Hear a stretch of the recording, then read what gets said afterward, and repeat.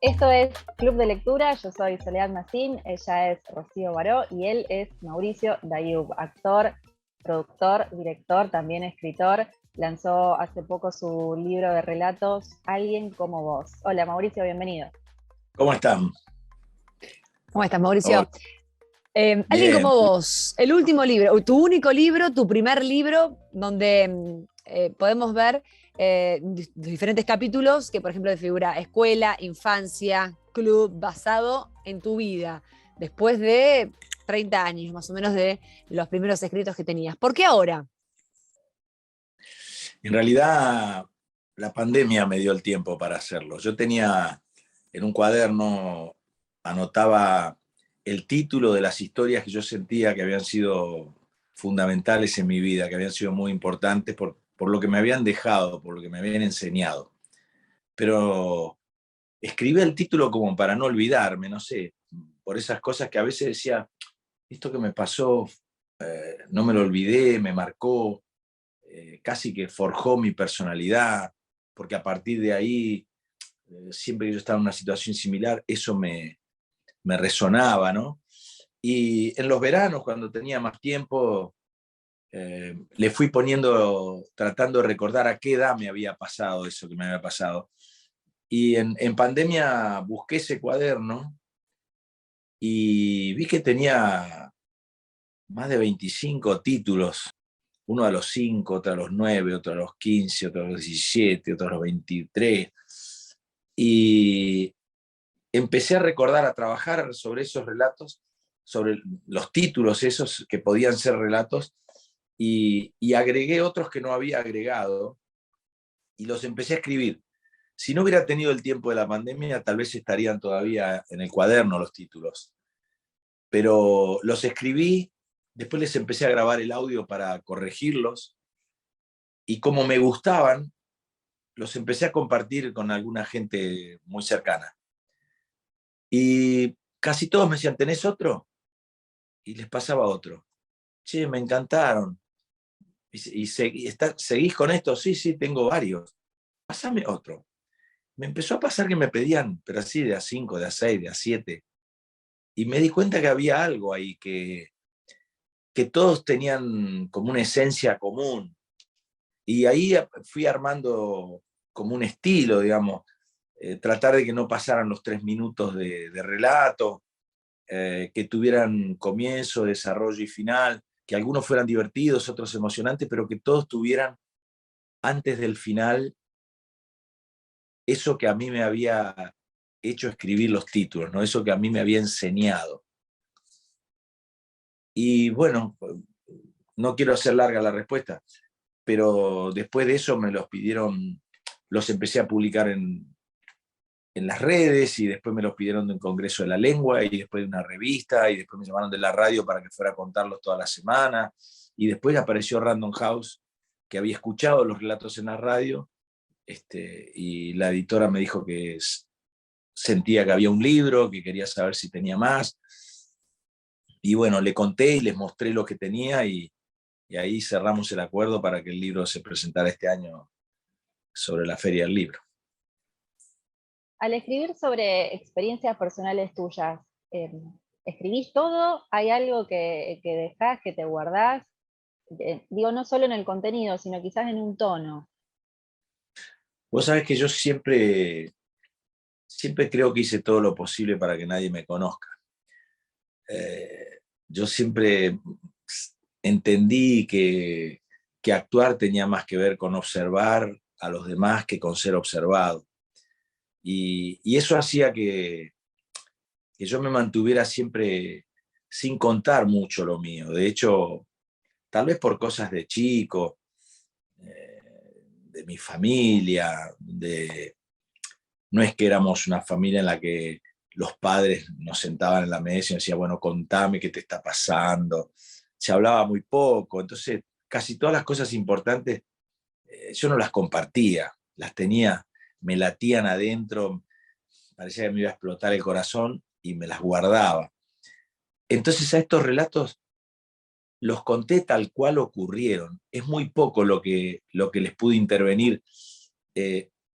tal vez lo que le intervine en alguno de los relatos puede haber sido acortar algún tiempo para que al lector le fuera más fácil comprender, pero son hechos reales, no son ficción y están contados como me ocurrieron, al menos como yo me los imagino, como yo recuerdo que me ocurrieron. Muchos de estos yo los viví con amigos que conozco, o con mis hermanos, y me dicen, pero ¿cómo te acordás que ocurrió así? ¿Cómo te...? Y yo me los acuerdo así, yo me senté a escribir y te diría que, no diría que soy escritor porque pude escribir en un libro con 40 relatos. Tendría que escribir otro con relatos inventados para creerme que soy escritor. Estos son como un pequeño documento, digamos, es parte de mi vida fraccionada en pequeños relatos. Es un cuaderno que evidentemente sobrevivió a mudanzas, ¿no? Que vos seguís teniendo, ahí lo tenés a mano, mirá qué bueno. Últimamente lo tengo acá cerca porque me preguntan, y el otro día en una entrevista buscaba la paginita donde están los títulos y no lo encontré para no hacer perder el tiempo, lo abandoné. Y dije, no lo puedo haber sacado a la hoja porque, bueno, en algún lugar este cuaderno está. ¿Y cómo puedo Sí, volver a esos recuerdos? Porque también tenés que volver a recuerdos que por ahí son fuertes, que al momento una cosa es contárselo así, algo más mundano a un amigo, y otra cosa es meterte vos en el libro, recordar, ponerle palabras, ya es como legitimar todo eso que te pasó. para mí fue hermoso, Ujú. para mí fue hermoso. Primero porque yo algunas veces le había dicho a mi mujer, cuando tenga tiempo tengo que agarrar ese cuaderno porque ahí hay algo que me parece que está bueno. Y bueno, como el afuera me requiere bastante, no tenía el tiempo y siempre que uno, viste, no sé, yo la primera vez que fui al Festival de San Sebastián, no aproveché mucho a conocer San Sebastián porque dije, no, vuelvo, el próximo festival vuelvo. Han pasado 20 años y no volví, ¿no? Del mismo modo, yo decía, no, un día de estos lo tomo. Y le pasaron 30 años al cuaderno. Pero para mí la experiencia fue hermosa porque cada historia habla de mí y es como, viste que uno en la relación con los otros descubre cosas propias. Yo en la relación con estas historias entendía, y lo más lindo es que comprobaba que eso que yo creía que estaría bueno para mí recordarlo, escribirlo, ocurrió. Para mí fue muy importante. Mirá, se me cruza ahora por la cabeza, en estos días, al médico de mi infancia, que es el primer relato con el que empieza el libro, a partir del ruido que hizo el relato en la ciudad, la Cámara de Diputados eligió ponerle una calle a su nombre, en Paraná, la ciudad que yo nací. Si mi mamá supiera que eso se logra a partir del relato que yo escribí, estaría tan feliz, porque el médico que nos atendía a nosotros cuando éramos chicos era alguien del barrio con una personalidad tan inolvidable, un tipo tan solidario, que atendía la vida de todos los chicos, y que a esta altura, cuando ya nadie se lo esperaba, porque fue un tipo que falleció cuando yo tenía 15 años, o 16, sea reconocido, revisado y recordado, para mí es muy emocionante. Se nota, Y se hay nota. muchos de estos relatos que tienen eso. Que yo llegué a Tel Aviv para ser el equilibrista hace 1 mes y medio y salieron de un restaurante 4 personas. Mauricio, ¿dónde puedo volver a ver el relato de tu papá? Por internet había llegado a gente que vive en Tel Aviv y querían volver a ver el relato de una situación que vivió mi papá, pero que tal vez ni mi papá recuerda como yo la relaté, digamos. tiene ese valor que tienen esas cosas simples de la vida, ¿viste? Que te hacen bien porque de algún modo te recuerdan quién sos de verdad. Y en la vida que vivimos, cada vez estamos más lejos de saber quiénes somos de verdad. La realidad nos lleva para otro lado todo el tiempo. Por eso fue hermosa para mí la experiencia de retomar el cuaderno y ver cada título y empezar a desarrollarlo. ¿Lo seguís escribiendo? ¿Seguís agregando?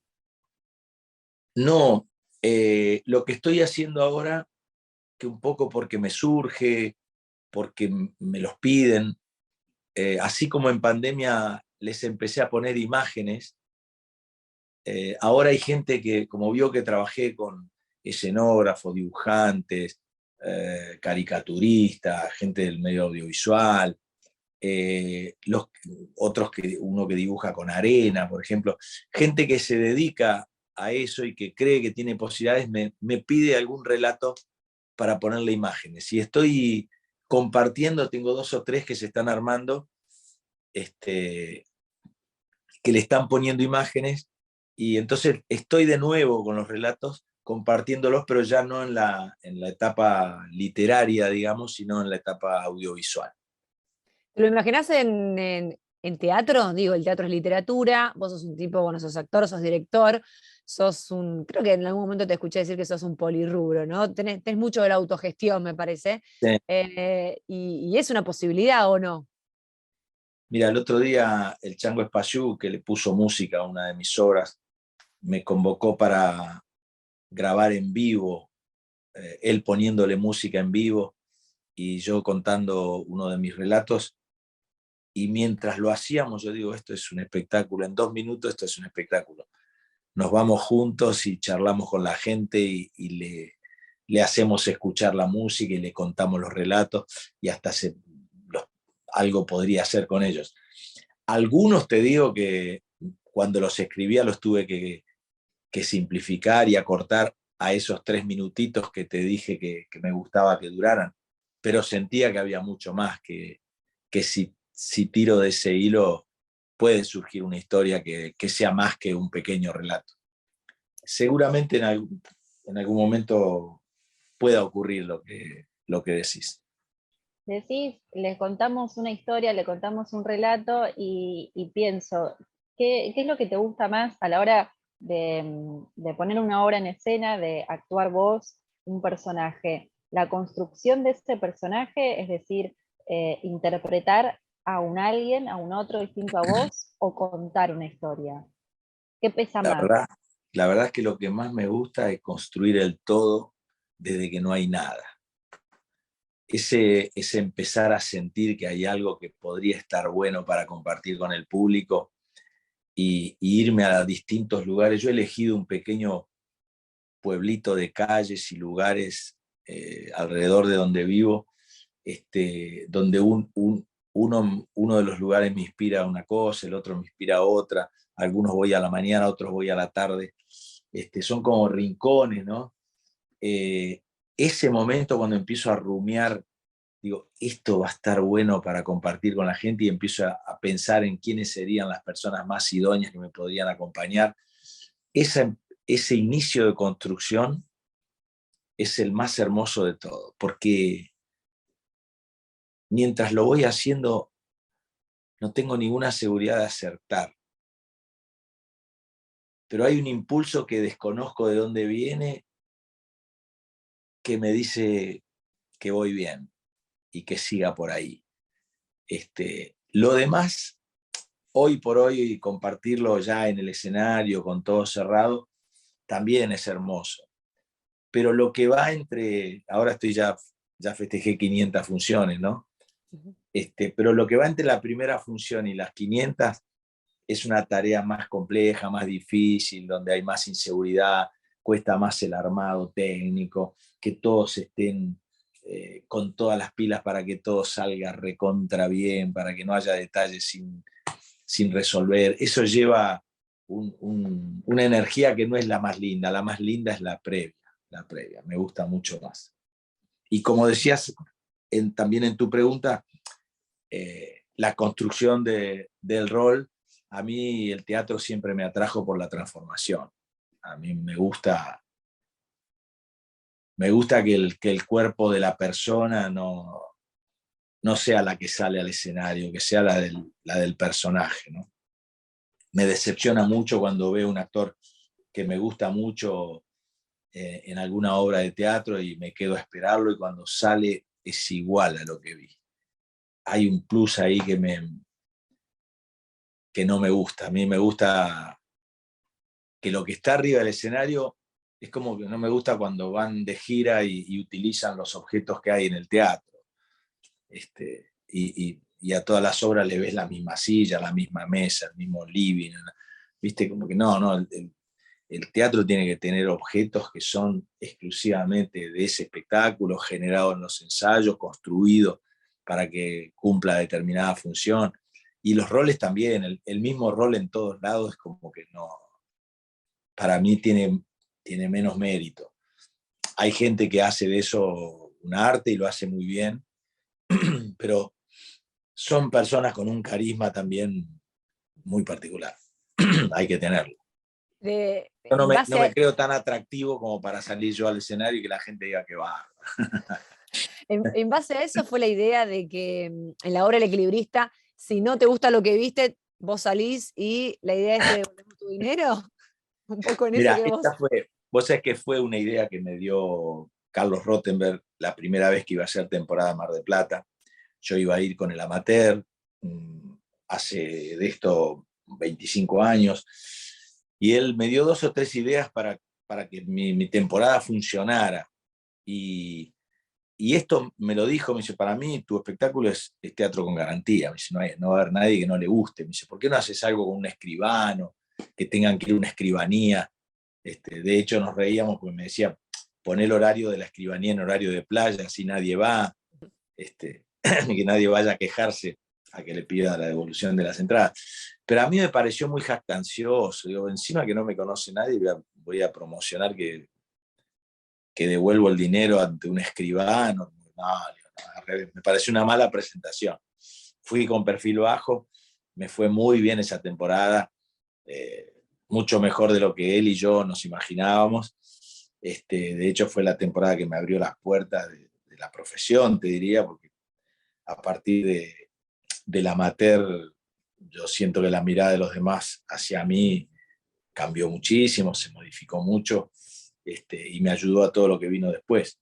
Pero cuando terminé de hacer El Equilibrista, yo empecé a invitar 7, 8 amigos, hice 10 funciones con 6, 7, 8 amigos, y gente de distintas profesiones, de distintas edades, y en cada una de esas pequeñas funciones iba testeando lo que gustaba, lo que no gustaba, y mientras tanto yo iba tratando de agilizar el uso de los objetos, de ver cómo podía manejar yo mismo el vestuario, la escenografía, la utilería, todo lo que manejo, para tener seguridad para cuando llegara el público. Y me empezó a pasar que en todas esas funciones así privadas que hacía, cuando terminaba no se iba nadie, se quedaban en la sala. Y empezábamos a charlar. Casi siempre estaban muy emocionados, casi que no podían hablar. Y empezaban a decir como que este es un espectáculo necesario, no tenés que dejar de hacerlo, confiá, no sé, cosas así. Gracias por haberme invitado.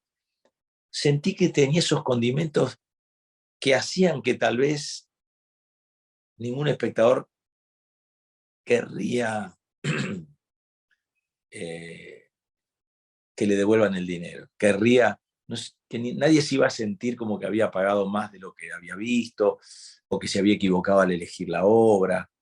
Había una unanimidad que me sorprendió porque no me había pasado otras veces. Y eso me llevó para llamar la atención y decir acá estoy de nuevo, como tenemos que hacer siempre los actores que estrenamos algún espectáculo, hacer un spot publicitario donde decía eso. Soy Mauricio Dayub, si de verdad no te llega a gustar, te espero mejor y te devuelvo el dinero de las entradas. ¿Qué te parece? Le ponía al final como para que no quede tan jactancioso. Y me reía un poquito. ¿Qué te parece? El teatro genera esto, ¿no? También un poco del intercambio, del sentir a la audiencia, la gente que está, hay una tensión, una mirada. Y siempre me pregunto cómo hacen los actores, hablamos de 500 funciones, bueno, Toc Toc más de 2000. ¿Cómo haces para que cada vez que te subís al escenario generar esa conexión y al mismo tiempo este, no aburrirte tampoco vos en tanta repitencia? Sé que es algo que me pregunto hasta ahí, que no me lo termino de preguntar por miedo a que desaparezca. Es un poco como hablar de hacer el amor, ¿viste? Si vos hablas mucho, como que después cómo haces para... es algo que te tiene que salir, que tiene que ver con los dos, tiene que ver con el momento. Yo como me sorprendo y en realidad te voy a decir más, se sorprenden los demás de que a mí me guste tanto ir a hacer la función. Los actores me preguntan, ¿y cómo haces para seguir teniendo ganas? Y sobre todo ahora que estoy haciendo las dos, por ejemplo, hago el equilibrista y también hago el amateur. El amateur lleva un esfuerzo físico muy grande, entonces, pero me lo preguntan ya muy en serio, como diciendo, che, pará un poco, ¿cómo es? Y eso hace que yo me lo pregunte un poco. Y la verdad es que sí, tengo una rutina personal en la que trato de tomarme un rato antes y ya incluso de camino al teatro, como para entender a qué me dedico, por qué voy, cuál es el sentido esencial, por qué hace casi 40 años que lo hago, por qué quería tanto hacerlo cuando tenía 8, 9, 10, ya sabía que iba a hacer esto. ¿Por qué no me animé a decirlo hasta los 18, después que lo dije a los 5 o 6 y mi mamá se rió muchísimo, me llevó a la casa una vecina y me hizo decir, ¿qué vas a hacer cuando sea grande? Yo dije actor y se rieron las dos, mi mamá y la vecina. Yo dije, esto no lo digo más, porque algo pasa con esto.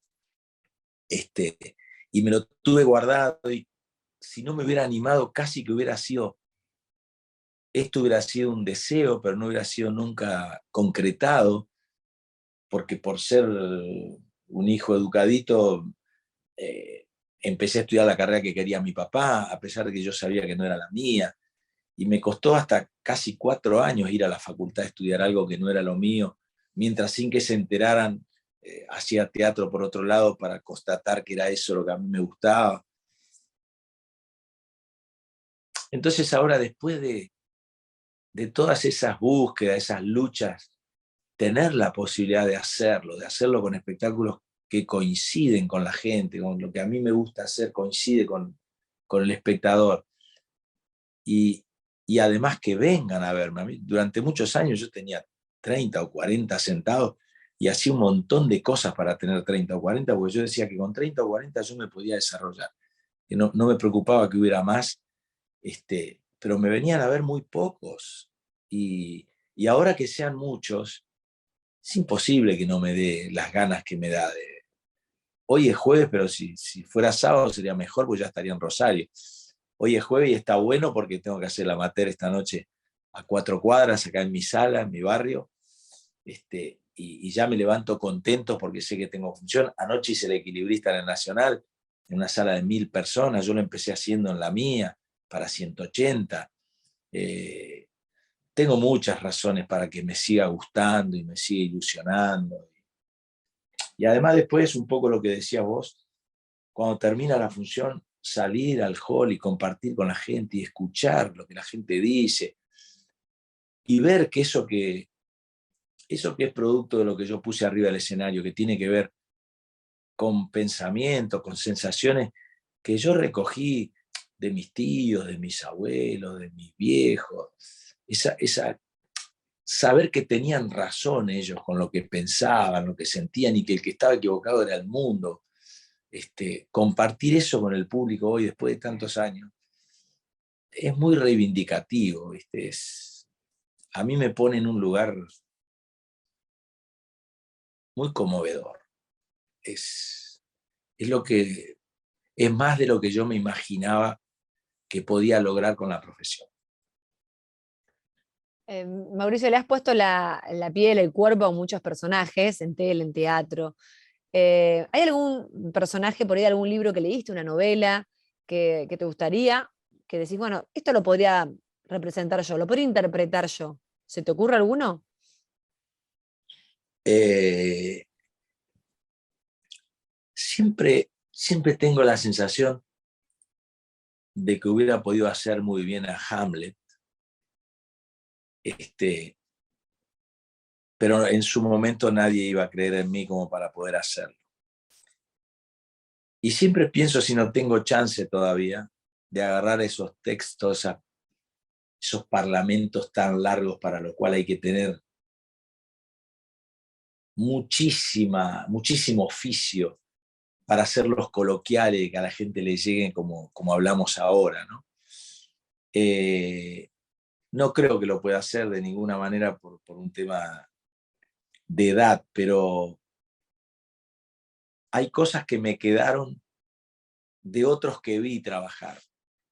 Yo siempre creo que hay cosas que yo hago arriba del escenario que las aprendí sin darme cuenta por admiración.